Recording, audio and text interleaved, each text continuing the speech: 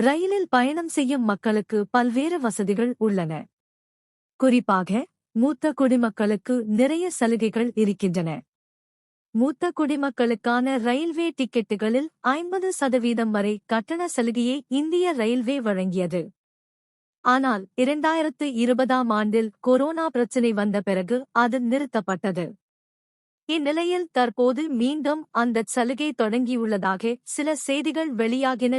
Corona பிரச்சினை வந்தபோது நிறுத்தப்பட்ட இந்த சலுகையை மீண்டும் அரசு கொண்டுவரும் என்று நீண்ட காலமாக காத்திருந்த லட்சக்கணக்கான மூத்த குடிமக்களுக்கு இந்த செய்தி ஒரு நிம்மதியாக இருந்தது.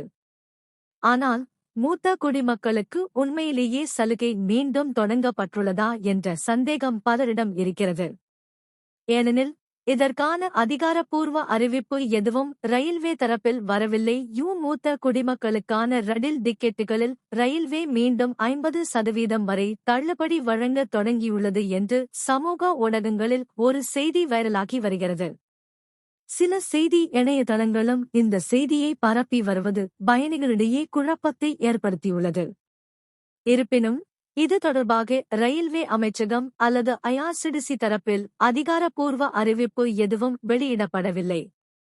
ஐஆர்சிடிசி இணையதளத்தில் கூட மூத்த குடிமக்கள் மற்ற பொது பயணிகளைப் போலவே கட்டணத்தை செலுத்த வேண்டும் என்று உள்ளது.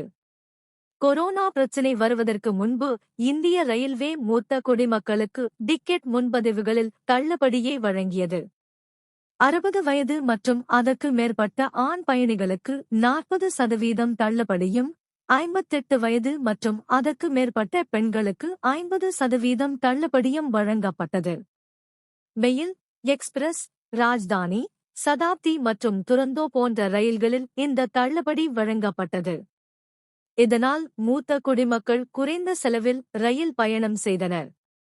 உதாரணமாக, ராஜ்தானி எக்ஸ்பிரஸ் ரயிலில் முதல் ஏசி டிக்கெட் ரூபாய் 4000 என்றால் மூத்த பெண் பயணி ரூபாய் 2000க்கும், மூத்த ஆண் பயணிக்கு ரூபாய் 2300க்கும் டிக்கெட் கிடைத்தது.